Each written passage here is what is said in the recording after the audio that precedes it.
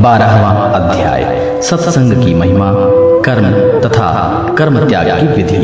भगवान श्री कृष्ण कहते हैं, प्रिय उद्धव, जगत में जितनी आसक्तियां हैं उन्हें सत्संग नष्ट कर देता है।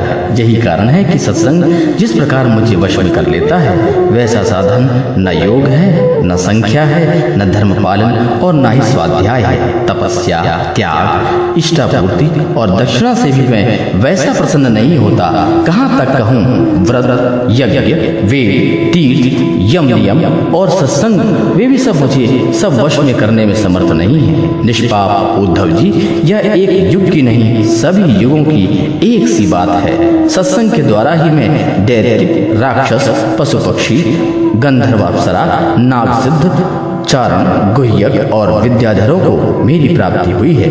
मनुष्यों में वैश्य, शूद्र, स्त्री और अंत्यज आदि सभी रजोगुणी, तमोगुणी प्रकृति के बहुत से जीवनों में मेरी परम पद को प्राप्त किया है। वृत्रासुर, प्रहलाद, वृषपर्वा, बलि, बाणासुर, मैदानव, विभीषण, सुग्रीव, हनुमान, जम्बवान, गजेंद्र, जटायु, तुलाधार, वैश्य, धर्मव्याध, कुब्जा, व्रत की गोपियां, यज्ञ पत्नियां और दूसरे लोग भी सत्संग के प्रभाव से ही मुझे प्राप्त कर सके हैं। उन लोगों ने ना तो वेदों का अध्ययन किया था और ना ही विधि पूर्वक महापुरुषों की उपासना की थी। इस प्रकार उन्होंने कृष्ण चंद्रायण आदि व्रत और कोई तपस्या भी नहीं की थी। बस केवल सत्संग के प्रभाव से ही मुझे प्राप्त हो गए। गोपियां, गाय, यमलार्जुन आदि वृक्ष, ब्रज के हरिण आदि पशु, कालिया इत्यादि नाग, ये तो साधन साध्य के संबंध में सर्वदा ही मूढ़मती थे।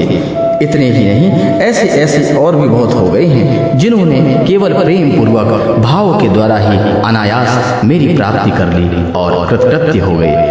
उद्धव, बड़े बड़े प्रयत्नशील साधक योग, संख्या, दान, व्रत, तपस्या, यज्ञ, श्रुतियों की व्याख्या, स्वाध्याय और संयम आदि साधनों के द्वारा मुझे प्राप्त नहीं कर सकते, परंतु सत्संग के द्वारा मैं अत्यंत सुलभ हो जाता हूँ। उद्धव, जिस समय अक्रूर जी भैया बलराम जी के साथ मुझे व्रज से मथुरा ले आए, उस समय गोपियों का हृदय गाढ़ प्रेम के कारण मेरे अनुराग में रंगों में लगा हुआ था। मेरे वियोग की तीव्र व्याधि से व्याकुल हो रही थी और मेरे अतिरिक्त कोई भी दूसरी वस्तु उन्हें सुख कारक नहीं जान पड़ रही थी। तुम जानते हो कि मैं ही उनका एकमात्र प्रियतम हूँ। जब मैं वृंदावन में था तब उन्होंने बहुत सी स्त्रियां, वे रास की रात्रियां मेरे साथ आदि क्षण के समान बिता दी, परंतु प्यारे उद्धव, मेरे बिना वे ही रात्रियां उनके लिए एक एक कल्प के समान हो गई। जैसे बड़े बड़े ऋषि मुनि समाधि स्थित होकर तथा गंगा आदि बड़ी बड़ी नदियां समुद्र में मिलकर अपने नाम, रूप, गुण इत्यादि को खो देती हैं, वैसे ही वे गोपियां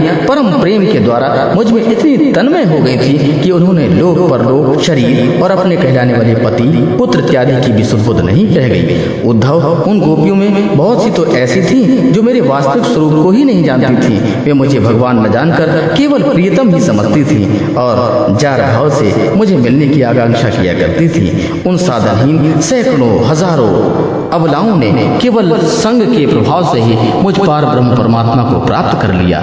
इसलिए उद्धव, तुम श्रुति, स्मृति, विधि, निषेध, प्रवृत्ति, निवृत्ति और सुनने योग्य तथा सुने हुए विषय का भी परित्याग करके सर्वथा मेरी ही भावना करते हुए समस्त प्राणियों के आत्मस्वरूप मुझ एकाकी ही शरण संपूर्ण रूप से ग्रहण करो, क्योंकि मेरी शरण में आ जाने से तुम सर्वथा निर्भय हो जाओगे। उद्धव जी ने कहा, सनकादि योगेश्वरों के भी परमेश्वर प्रभु, जो तो मैं आपका उपदेश सुन रहा हूँ, परंतु इससे मेरे मन का संदेह नहीं मिट रहा है। मुझे स्वधर्म का पालन करना चाहिए, यह सब कुछ छोड़कर आपकी शरण ग्रहण करनी चाहिए। मेरा मन इस दुविधा में लटक गया है, आप कृपा करके मुझे भली भांति समझाइए। भगवान श्री कृष्ण ने कहा, प्रिय उद्धव, जिस परमात्मा का परोक्ष रूप से वर्णन किया जाता है वे साक्षात अपरोक्ष प्रत्यक्ष ही है, क्योंकि वे ही निखिल वस्तुओं को सत्ता स्फूर्ति जीवन दान करने वाले हैं। वे ही पहले अनाहत नाथ स्वरूप परावाणी नामक प्राण के साथ मूलाधार चक्र में प्रवेश करते हैं। उसके बाद मणिपूरक चक्र नाभि स्थान में आकर पश्यंती वाणी का मनोमय सूक्ष्म रूप धारण करते हैं। तदनंतर कंठ देश में स्थित विशुद्ध नामक चक्र में आते हैं और वहां मध्यमा वाणी के रूप में व्यक्त होते हैं। फिर क्रमशः मुख में आकर ह्रस्व, दीर्घ आदि मात्रा, उद्दत, अनुदत्त आदि स्वर तथा कारक आदि वर्ण रूप स्थूल वैखरी वाणी का रूप ग्रहण कर लेते हैं। अग्नि आकाश में ऊष्मा अथवा विद्युत के रूप में अव्यक्त रूप में स्थित है। जब बलपूर्वक काष्ठ मंथन किया जाता है तब वायु की सहायता से वह पहले अत्यंत सूक्ष्म चिंगारी के रूप में प्रकट होती है और फिर आहुति देने पर प्रचंड रूप धारण कर लेती है।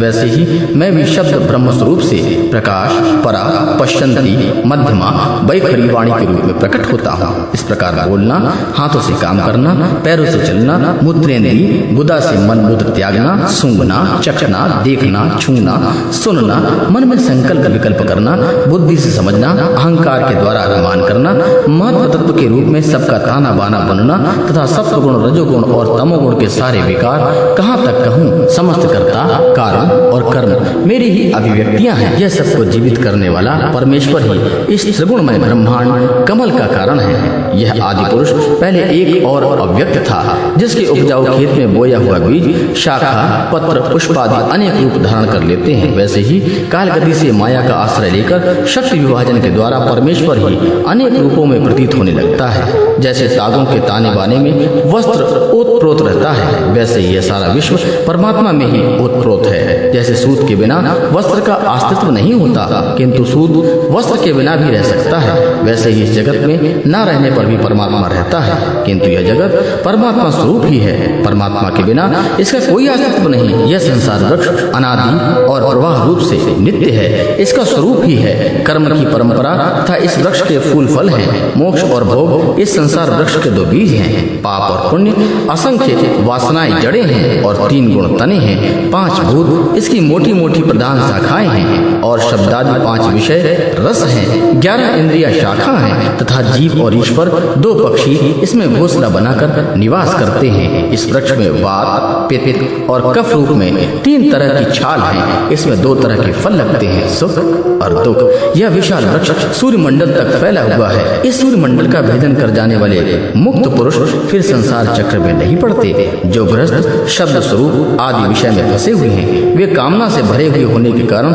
गीत के समान हैं। वे इस वृक्ष का दुख रूप फल भोगते हैं, क्योंकि वे अनेक प्रकार के कर्मों के बंधन में फंसे रहते हैं। जो अरण्यवासी परमहंस विषयों में विरक्त हैं, वे इस वृक्ष में राजहंस के समान हैं और वे इसका सुख रूप भोगते हैं। प्रियोद्धव, वास्तव में मैं एक ही हूँ। यह मेरा अनेकों प्रकार का स्वरूप है। वह तो केवल मायामय है। जो इस बात को गुरुओं द्वारा समझ लेता है, वही वास्तव में समस्त वेदों का रहस्य जान पाता है। अतः उद्धव, तुम इस प्रकार गुरुदेव की उपासना स्वरूप अन्य भक्ति के द्वारा अपने ज्ञान की कुल्हाड़ी को तीखी कर लो और उसके धैर्य द्वारा एवं सावधानी से जीव भाव को काट डालो।